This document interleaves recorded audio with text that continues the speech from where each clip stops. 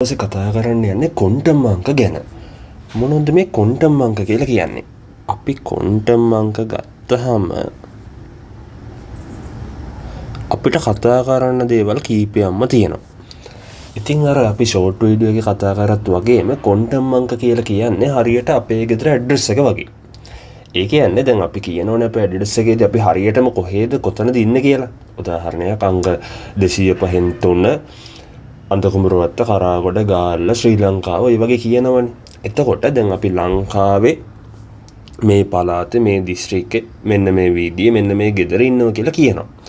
අන්න ඒ වගේ අපි ඉලෙක්ට්‍රෝනයක් ගත්තාම එයා හරියටම කොහෙද ඉන්නේ? ඒ කියන්නේ එයා මොන ශක්ති මට්ටමේ මොන උපශක්ති මට්ටමේ මොන කාක්ෂිකේ කොයි පැත්තටද භ්‍රමණය වෙන්නේ කියලා කියන එක තමයි ක්වොන්ටම් අංක කියලා කියන්නේ. කියන්නේ අර අපි යූස් කරන පොඩි කෝඩ් එකක්. අංක 4ක් තියෙන පුංචි කෝඩ් එකක්. ඉතින් මේ කෝඩ් එකට අංක 4ක් තියෙනවා කියලා මම කිව්වනේ. ඉතින් මෙන්න මේ විදිහට 1 2 3 4 කියලා ඔන්න විදිහට අපිට කෝඩ් එක ලියන්න පුළුවන්. ඉතින් පොඩි මතක් කිරීමක් කරන්න කැමතියි. තාම අපේ WhatsApp group එකට එකතු වෙලා නැත්නම් අපි මේකේ ප්‍රශ්න කතා කරන WhatsApp group එකක් තියෙනවා. ක්වොන්ටම් අංක වගේම හැමදාම කරන daily topics වලින් නොමිලේම ප්‍රශ්න කතා කරනවා. ඒකේ කිසිම මුදල් ලැබ කිරීමක් කරන්නේ නැහැ. ඉතින් ඔයාලට WhatsApp group එකට එකතු වෙන්න පුළුවන් කැමති නම් පහළ තියෙන link එකෙන් එකතු වෙන්න. ඒ වගේම subscribe කරලා නැත්නම් subscribe කරන්න ඉස්සරහට මේ වගේ videos බලන්න පුළුවන් ඔයාලට. ඉතින් අපි යමු ආයි පාඩමට. ක්වොන්ටම් අංක ගත්තාම මේ ක්වොන්ටම් අංක ප්‍රධාන වශයෙන් 4ක් තියෙනවා කියවනේ. ප්‍රධාන ක්වොන්ටම් අංකේ තියෙනවා. අපි ඒක සංකේතවත් කරන n අකුරෙන්. සිම්පල් n අකුරෙන්. ඊට පස්සේ තියෙනවා උද්දිගාංශ ක්වොන්ටම් අංකය. ඒකට අපි කියනවා සිම්පල් l අකුර දෙනවා. ඊට පස්සේ අපිට හම්බ වෙනවා ml. ඒ කියන්නේ චුම්බක ක්වොන්ටම් අංකය. ඊළඟට අපිට හම්බ වෙනවා ms. ms දෝනි නෙවෙයි. ms කියන්නේ භ්‍රමණ ක්වොන්ටම් අංකය. ඉතින් මේ s කියන එක l කියන එක පැටලෙනවා නම් මේක පොඩ්ඩක් මතක තියාගන්න. s කියන්නේ ස්ප්‍රින්ග් කියන අර්ථය. ස්ප්‍රින්ග් කියන්නේ භ්‍රමණය වෙනවා කියන අදහස. එහෙනම් ඒක භ්‍රමණ ක්වොන්ටම් අංකය. එහෙම නැත්නම් බැමුම් ක්වොන්ටම් අංකය. right. එතකොට මේ n කියන කෙනා ගත්තාම n කියන්නේ ප්‍රධාන ක්වොන්ටම් අංකය. ප්‍රධාන ක්වොන්ටම් අංකය කියලා කියන්නේ අපි දන්නවා ශක්ති මට්ටමකට දාලව තමයි ප්‍රධාන ක්වොන්ටම් අංකය කියවෙන්නේ. එහෙනම් මෙයා අදාළ වෙන්නේ කාටද? ශක්ති මට්ටමකට තමයි අදාළ වෙන්නේ. ඉතින් ඔය ක්වොන්ටම් අංකය හරිම ලේසි. ශක්ති මට්ටම 1යි නම් පළවෙනි ශක්ති මට්ටම නම් ප්‍රධාන ක්වොන්ටම් අංකය 1යි. දෙවෙනි ශක්ති මට්ටම නම් ප්‍රධාන ක්වොන්ටම් අංකය 2යි. තුන්වෙනි ශක්ති මට්ටම නම් ප්‍රධාන ක්වොන්ටම් අංකය 3යි. හතරවෙනි ශක්ති මට්ටම නම් ප්‍රධාන ක්වොන්ටම් අංකය 4යි. බලන්න කොච්චර ලේසිද කියලා. ඒ වගේම n කියන ක්වොන්ටම් අංකය නම් ප්‍රධාන ක්වොන්ටම් අංකය වෙන්නේ n. හරිම සරලයි. ඉතාමත්ම සරලයි. ඊට පස්සේ මම යනවා l වලට. l කියලා කියන්නේ උද්දිගාංශ ක්වොන්ටම් අංකය. උද්දිගාංශ ක්වොන්ටම් අංකය දෙන්නේ අපි උපශක්ති මට්ටමක් හඳුන්වන්න. මොන උපශක්ති මට්ටමේද කියන්නේ තමයි උද්දිගාංශ ක්වොන්ටම් අංකය දෙන්නේ. ඒකත් හරිම ලේසි ළමයි. බලන්නකෝ. උද්දිගාංශ ක්වොන්ටම් අංකය මම ගත්තාම S උපශක්ති මට්ටම නම් අපි දෙනවා අංක 0. P උපශක්ති මට්ටම නම් අපි දෙනවා අංක 1. D උපශක්ති මට්ටම නම් අපි දෙනවා අංක 2. F උපශක්ති මට්ටම නම් අපි දෙනවා අංක 3. That's it. හරිම ලේසි. ඕකේ, අනිත් වැදගත්ම කාරණාව තමයි අපි දන්නවා දැන් තුන්වෙනි ශක්ති මට්ටමේ කීයක් තියෙනවද? තුන්වෙනි ශක්ති මට්ටමේ තියෙන්නේ 3s 3p 3d කියන ඒවානේ. එතකොට තුන්වෙනි ශක්ති මට්ටම ගත්තාම 3s තියෙනවා 3p තියෙනවා 3d තියෙනවා. එහෙනම් අපි දන්නවා s කීයද තියෙන්නේ? s වලට දෙන්නේ අපි 0. p වලට දෙනවා 1, d වලට දෙනවා 2. එහෙනම් ඕනම ශක්ති මට්ටමකට දාලා උපශක්ති මට්ටම් ඊට සමාන සංඛ්‍යාවක් තියෙනවා. ඒ කියන්නේ දෙවෙනි ශක්ති මට්ටමට උපශක්ති මට්ටම් 2යි. තුන්වෙනි ශක්ති මට්ටමට උපශක්ති මට්ටම් 3යි. හතරවෙනි ශක්ති මට්ටමට උපශක්ති මට්ටම 4යි. පස්වෙනි ශක්ති මට්ටමට උපශක්ති මට්ටම් 5යි. ඒ වගේ මෙතන ගත්තාම මෙතන ඉලක්කම් එන්නේ කොහොමද? දැන් මේක n මේක මම ගත්තනේ n කියලා. මේ ඒක n කියලා ගත්තනේ. ඒක n ළමයි උපශක්ති මට්ටම නැත්නම් උද්දිගාංශ ක්වොන්ටම් අංක කොහොමද එන්නේ? බිඳුවේ ඉඳන් n ඍණ 1ක් දක්වා ගියන් තමයි එන්නේ උපශක්ති මට්ටම් අගයන් වලට.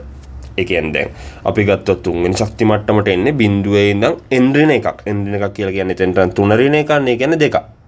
එහෙනම් බිඳුවේ ඉඳන් 2 එනකන් ගියන් තමයි එන්නේ මොකකටද? උපශක්ති මට්ටමට එන ඉලක්කම් වලට. ඒක තමයි කතන්දරේ. එතකොට ප්‍රධාන ශක්ති මට්ටම 4යි නම් ඒකට යන බිඳුවේ ඉඳන් 3 දක්වා කියන්නේ. ඒ කියන්නේ 4S 4P 4D 4F 4ම එනවනේ. ඒ නිසා බිඳුවේ ඉඳන් 3 දක්වා කියන්නේ එනවා 4 වෙනි ශක්ති මට්ටමට දාලා. දෙවෙනි ශක්ති මට්ටම නම් 0.1 විතරයි. හරිම සරල කාරණාවක්. ඒක තේරුණා කියලා හිතනවා. අපි යමු ඉස්සරහට. ඊට පස්සේ අපි කතා කරනවා ML කාක්ෂික වලට අදාළව ක්වොන්ටම් අංකය. ඉතින් ML ගන්නේ චුම්බක ක්වොන්ටම් අංකය මොනව සංකේතවත් කරන්නද? කාක්ෂික සංකේතවත් කරන්න. කාක්ෂික ගැන කතා කරන තමයි අපි ML කියන එක ගන්නෙ. ඉතින් ML ගත්තාම මේකත් හරීම ලේසි. ML වලට අපි අගයන් දෙන්නේ මොන අගයන්ද? ඍණ L සිට ධන L දක්වා අගයන්. වැඩේ මරු. එහෙනම් ML වලට අගයන් දෙන්නේ ඍණ L ඉඳන් ධන L දක්වා අගයන්. එතකොට දැන් උදාහරණයක් ගත්තොත් S කියලා කියන්නේ දැන් L කියලා කියන්නේ මේකනේ. L කියලා කියන්නේ මේක. උපශක්ති මට්ටමට දාලා උද්දීඝාංශ ක්වොන්ටම් අංකය. එතකොට මේකටම ඍණ L සිට ධන L දක්වා අගයන් දෙනවා කියලා කියන්නේ S වලට අදාළව නම් ගන්නේ බිඳුව විතරයි. එක S කාශ්‍යකයන් තියෙන ඒකට දෙනවා මේ අංක බිඳුව. P වලට අදාළව නම් P කියලා කියන්නේ 1යි. එහෙනම් මේකට දෙනවා ඍණ 1යි බිඳුවයි ධන 1යි. එහෙනම් ඒක දෙන්න පුළුවන්. ඍණ L සිට ධන L දක්වා කියන්නේ ඒක දෙන්න පුළුවන් මේ කාශ්‍යක තුනට. අයි P කාශ්‍යක තුනක් තියෙනවනේ ළමයි. ඊට පස්සේ D කියලා කියන්නේ 2යිනේ. එහෙනම් D වලට දෙනවම ඍණ 2 ඉඳන් ධන 2 දක්වා කියන්නේ. D කාශ්‍යක 5ක් තියෙනවනේ. එහෙනම් මෙන්න මේ D කාශ්‍යක 5ට අපි දෙනවා ඍණ 2 සිට ධන 2 දක්වා මෙන්න මේ වගේ අගය. ඉතින් මෙන්න මේ වගේ තියෙන ඉලෙක්ට්‍රෝන වලට මෙන්න මේ කාශ්‍යක වල තියෙන ඉලෙක්ට්‍රෝන වලට තමයි අපි ඔන්නේ අගයන් දෙන්නේ.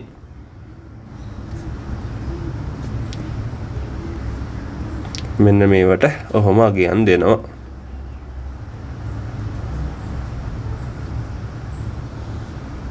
right. ඔන්න එහෙනම් චුම්බක ක්වොන්ටම් අංකයත් ඉවරයි. ඊළඟට මම ගත්තොත් MS කියන භ්‍රමණ ක්වොන්ටම් අංකය. ඔක හරිම ලේසියි. ඉතින් අපි දන්නවා මේ කාශ්‍යකයක තියෙන ඉලෙක්ට්‍රෝන දෙක එකම පැත්තට භ්‍රමණය වෙන්නේ නැහැ. දෙපැත්තට තමයි භ්‍රමණය වෙන්නේ. ඒ කියන්නේ එකක් දක්ෂිණාවර්තව භ්‍රමණය වෙද්දී අනිත් එක වාමාවර්තව භ්‍රමණය වෙනවා.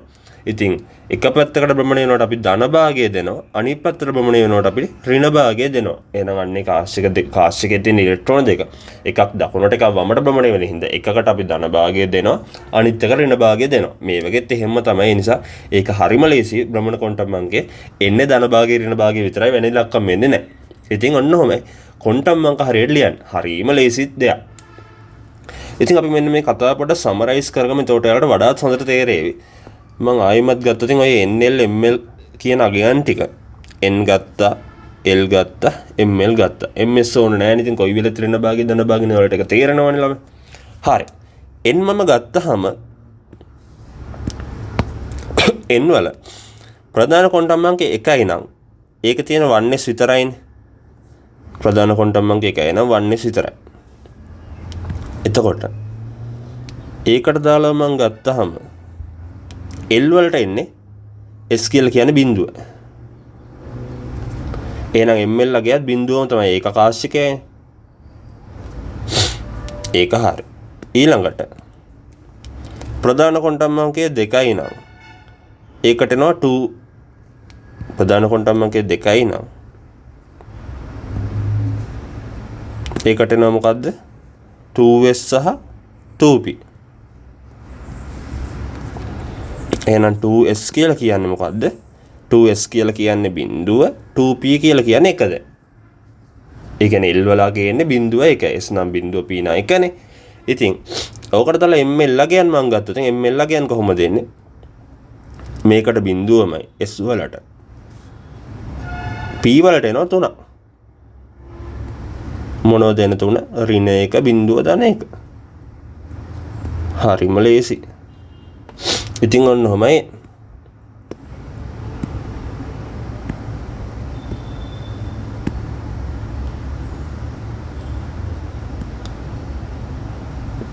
ඉතින් මම තුන්වෙනි ශක්ති මට්ටමටත් ගියොත්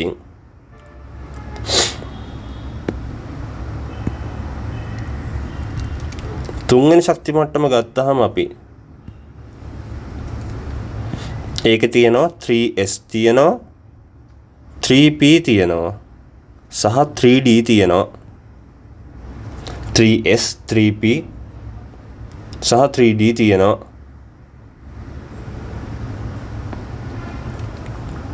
එතකොට මේවට දෙන අංක මොනවද එන්නේ? දැන් දන්නව ඔයාලා. 3s කියලා කියන්නේ l ගේ බිඳුවයි 3p නම් l ගේ 1යි 3d නම් l ගේ 2යි. ඉතින් මෙන්න බිඳුව දෙනවා s වලට p වලට දෙනවා p 3ක් තියෙනවා p 3ට දෙනවා ඍණ 1යි බිඳුවයි ධන 1යි d පහට දෙනවා ධන ඍණ 2 ඉඳන් ධන 2 දක්වා වගේ.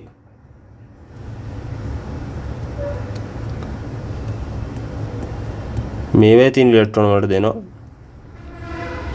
ඍණ 2 ඍණ 1 බිඳුව ධන 1 ධන 2 කියනගේ. ඉතින් ඔන්න ඔහමයි. ඔන්න ඔය ක්වොන්ටම් අංක ඉතින් ඔයාලට 4 වලටත් ලියන්න පුළුවන්. ඔන්න 4 වල එනවා 4s 4p 4d 4f. එතකොට ඒකට එනවා උද්දීකාංශ ක්වොන්ටම් අංක බිඳුව 1 2 3. ඊට පස්සේ අර මේ චුම්බක ක්වොන්ටම් අංක එනවා. ඒකට අදාළව ඍණ l සිට ධන l දක්වා ගියා.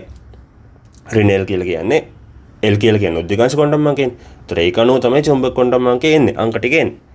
හරි. ඉතින් ඔක තවත් හොඳට ප්‍රැක්ටිස් වෙන්න අපි ප්‍රශ්නයක් කරමු.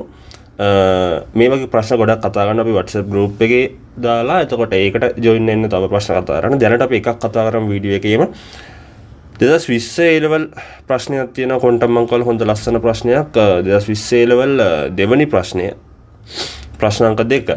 අහනවා මැංගනීස් පරමාණු. එතකොට මැංගනීස් කියලා කියන්නේ මේක දීලා තියෙනවා මැංගනීස් 25 කියලා.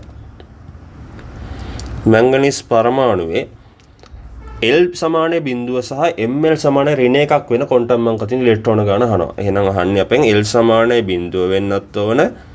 L සමානය බිඳුව වෙන ඒවත් අහනවා. ml සමානය ඍණ එක වෙන ඒවත් අහනවා. ඉතින් ඔන්න ඔය අහද්දී බලන්න මුලින්ම අපි මේක ලියන්න කලින් අපි ඉලෙක්ට්‍රෝන වින්‍යාසය ලියා ගන්න ඕනේ. දැන් අපි ඇඩ්‍රස් එක දැනතු ඇඩ්‍රස් එකට කෝඩ් දෙන්න බෑනේ. ඒ වගේ තමයි අපි හරියට මෙයාගේ ඉලෙක්ට්‍රෝන වින්‍යාසය ගැන අයිඩියා එකක් තියෙන්න ඕනේ. ඒක ලියා ගන්න පුළුවන් වෙන්න ඕනේ. නැත්තම් ක්වොන්ටම් අංක පොඩ්ඩක් අමාරුයි. ඉතින් මැංගනීස් වල ඉලෙක්ට්‍රෝන වින්‍යාසය මට ලේසියෙන්ම ලියන්න පුළුවන් D ගුණයේ ගොඩාක් කට්ටියගේ. ඒ කියන්නේ ක්‍රෝමියම් සහ කොපර් සිංගේ ඇරෙන්න ටග් ගාලා ඉලෙක්ට්‍රෝන වින්‍යාසය ලියන්න පුළුවන් ක්‍රමයක් තියෙනවා. මේක 25යිනේ. 25 කියලා කියන්නේ 4s2 3d5. අවසාන වෙන්න ඕන ඔහොම. අයි මේ මෙතන පේනවනේ 4s2 3d5 ගත්තාම මෙන්න 2 මෙන්න 5 ඔන්න 25 වෙලා. 2යි 5යි විදිහට 25 ලියන්න පුළුවන්. එහෙනම් ඔන්න ඔහම ඉලෙක්ට්‍රෝන වින්‍යාසය එන්න ඔන්න කෙටි ක්‍රමයක් තවත් ඉගෙන ගන්නවා.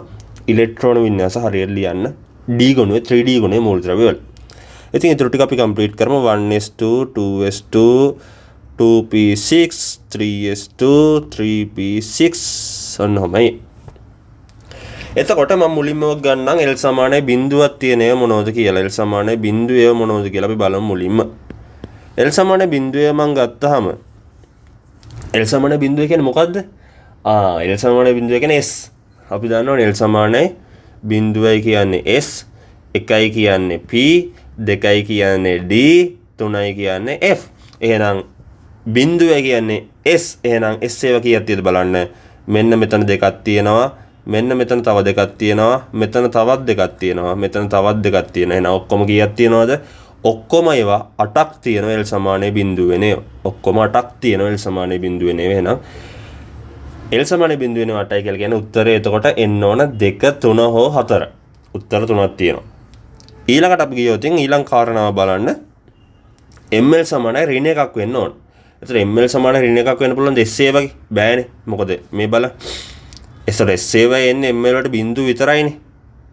මේ chart එක පුළුවන් නම් ඔයාලට ඕන එකක් පුළුවන්. එහෙනම් අනිවාර්යයෙන්ම P හෝ D හෝ වෙන්න ඕන. එතකොට P ගත්තාම මෙන්න මේ P කාස්ටික 3ෙන් මේ P කාස්ටික 3 ඒ කියන්නේ P ඉලෙක්ට්‍රෝන 6 තියෙන P කාස්ටික 3නේ 3කනේ. ඒ ඔක්කොම තියෙන්නේ ml සමාන ඍණ එකේද? නෑ. ඔය ඉලෙක්ට්‍රෝන 6 ගත්තාම ඔය ඉලෙක්ට්‍රෝන 6 තියෙන්නේ මෙහෙමන ළමයි. ඔය ඉලෙක්ට්‍රෝන 6 තියෙන්නේ P වල තියෙන ඔය ඉලෙක්ට්‍රෝන 6 තියෙන්නේ මෙන්න මේ විදියට. එහෙනම් ඔය 6න් දෙකක් තියෙනවා ඍණ එකේ, දෙකක් තියෙනවා බිඳුවේ, දෙකක් තියෙනවා ධන එකේ. එහෙනම් මෙන්න මේ ඉලෙක්ට්‍රෝන 6න් දෙකක් විතරයි ml සමානයි ඍණ එකක් වෙන්නේ. ml සමානයි ඍණ එකක් වෙන්නේ ඔය ඉලෙක්ට්‍රෝන 6ෙම දෙකක් විතරයි. ඒ වගේ තමයි මේ 3p 6නොත් දෙකක් විතරයි. ඒ විදිහටම ml සමානයි ඍණ එක වෙන්නේ. 3d පහ ගත්තොත් 3d පහ ගත්තොත් මෙන්න මේ විදිහට මේ ඉලෙක්ට්‍රෝන පහ මෙහෙම තියෙනවා. එතකොට මේකට එන්නේ ඍණ 2 ඍණ 1 බිඳුව ධන 1 ධන 2. ඉතින් මෙන්න මේකේ ගත්තහමත් කොහොමද එන්නේ? ඍණ එකේ ඉලෙක්ට්‍රෝන එකක් විතරයි තියෙන්නේ. මෙන්න මේකෙදි ඍණ එකට අදාළව ඉලෙක්ට්‍රෝන එකයි තියෙන D5ෙන්ම එහෙනම් මෙතෙන්ට එන්නේ එකයි. එහෙනම් ඔක්කොම කීයක් තියෙද කියලා බලන්න. 2 2 1 ඔක්කොම එනවා 5ක්. එහෙනම් ඔන්න අපි උත්තරය ගත්තා. L සමානයි බිඳුව වෙනවා 8ක් තියෙනවා. ML සමානයි ඍණ එක වෙනවා 5ක් තියෙනවා. ඉතින් වැඩේ ගොඩ. මේක ටක් ගාලා ගන්න පුළුවන්. තප්පරෙන් දෙකෙන් ගන්න පුළුවන්. හරියට ප්‍රැක්ටිස් වුණාට පස්සේ. මම වැඩි වෙලාවක් අරන් කියලා දුන්නේ ඔයාලා හැමෝටම තේරෙන්න ඕන හින්දා. ඉතින් මේ වීඩියෝ එක මෙතනින් ඉවර කරනවා. WhatsApp group එකට එකතු වෙන්න මේ වගේ තව ප්‍රශ්න කතා කරන්න කැමති අය. ඉතින් subscribe කරලා තියාගන්න. ඉස්සරහටත් මේ වගේ වීඩියෝ බලන්න. කොහොම හරි හොඳ රිසල්ට් එකක් එළවලා දාමු. ඉතින් ගිහින් එන්නම් ජය වේවා. හෙටත් හම්බෙමු මේ වගේ ලස්සන වීඩියෝ එකකින්.